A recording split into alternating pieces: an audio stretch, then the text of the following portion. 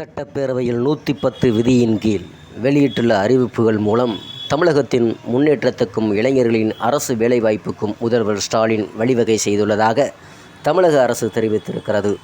இதுகுறித்து தமிழக அரசு வெளியிட்டுள்ள செய்திக்குறிப்பில் நமது கடையரி டிவியில் என்ன என்பதை பற்றி நாம் பார்க்க போகிறோம். சட்டப்பேரவை விதிகளின் தனிச்சிறப்பு வாய்ந்த 110வது விதியின் கீழ் பொது முக்கியத்துவம் வாய்ந்த பொருள் பற்றி அவசரமாக அறிவிப்பு வெளியிடலாம். இந்த அறிவிப்பின் கீழ் எந்தவிதமான விவாதமும் கூடாது. அந்த வகையில் கடந்த ஜூன் 20 முதல் 29ஆம் தேதி வரை 9 நாட்கள் காலை மாலை இருவேளையும் பேரவை கூடி மானிய கோரிக்கைகள் மீது விவாதம் நடைபெற்றது. இந்த கூட்டத்தொடரில் முதல்வர் ஸ்டாலின் சில முக்கிய அறிவிப்புகளை 110 விதியின் கீழ் வெளியிட்டார்.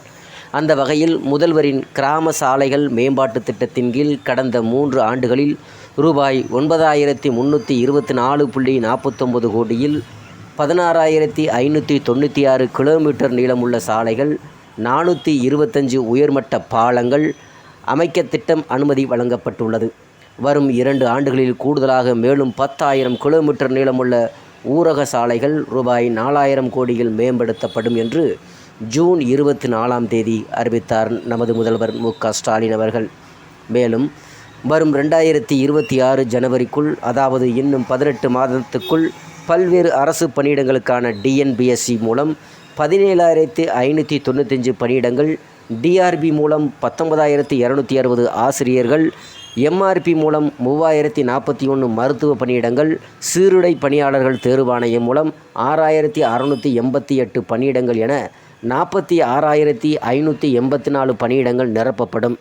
இது தவிர சமூக நலம், நகராட்சி நிர்வாகம், குடிநீர் வழங்கல் உள்ளிட்ட முக்கிய துறைகளில் காலியாக உள்ள 30,219 பணியிடங்கள் நிரப்பப்படும்.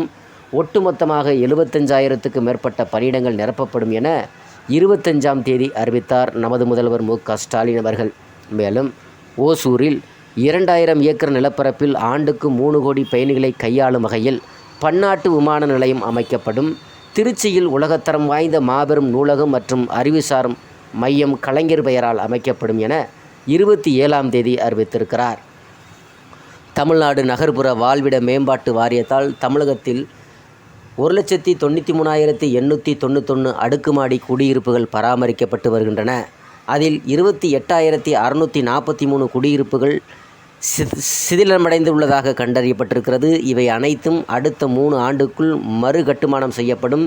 முதல் கட்டமாக இந்த ஆண்டில் சென்னையில் கிழக்கு கல்லறை சாலை, கொடுங்கையூர் வ.உ.சி. நகர் போன்ற திட்டப்பகுதிகள், தஞ்சாவூர் ஏவிபதி நகர், திருச்சியில் கோட்டக்கொள்ளை திட்டப்பகுதி ஆகியவற்றில் உள்ள 6,746 அடுக்குமாடி குடியிருப்புகள் ரூபாய் 1,146 கோடியில் மறு கட்டுமானம் மற்றும் புதிய திட்டப்பகுதிகள் கட்டுமானம் மேற்கொள்ளப்படும் என 28ஆம் தேதி அறிவித்திருக்கிறார்.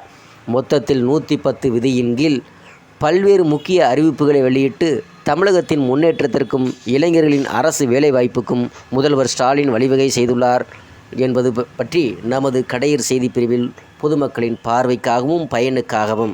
மேலும் தமிழக அரசு பணியில் விளையாட்டு வீரர்களுக்கு 3% இடஒதுக்கீடு வழங்குவது தொடர்பாக நேற்று அமைச்சர் உதயநிதி ஆலோசனை நடத்தியிருக்கிறார். தலைமைச் செயலகத்தில் நடைபெற்ற ஆலோசனை கூட்டத்தில் அமைச்சர் உதயநிதியுடன் அமைச்சர் டிஆர்பி ராஜா, தலைமை செயலாளர் சிவதாஸ் மீனா, இளைஞர் நலத்துறை செயலாளர் அதுல் மிஸ்ரா, சென்னை மாநகராட்சி ஆணையர் ஜே. ராதாகிருஷ்ணன், காவல்துறை ஆணையர் சந்தீப் ராய் ரத்தோர் உள்ளிட்டோர் பங்கேற்றனர். முன்னதாக சர்வதேச மற்றும் தேசிய அளவிலான விளையாட்டுப் போட்டிகளில் தமிழகம் சார்பில் பங்கேற்று வெற்றி பெற்ற 100 வீராங்கனைகளுக்கு 3% விளையாட்டு இடஒதுக்கீட்டின் கீழ் அரசு பணி வழங்கப்படும் என்று பேரவையில் அமைச்சர் உதயநிதி ஸ்டாலின் அறிவித்தார். இந்த அறிவிப்பு தொடர்பாக ஆலோசனையும் நடத்தப்பட்டது என்பது குறிப்பிடத்தக்கதாக இருக்கிறது.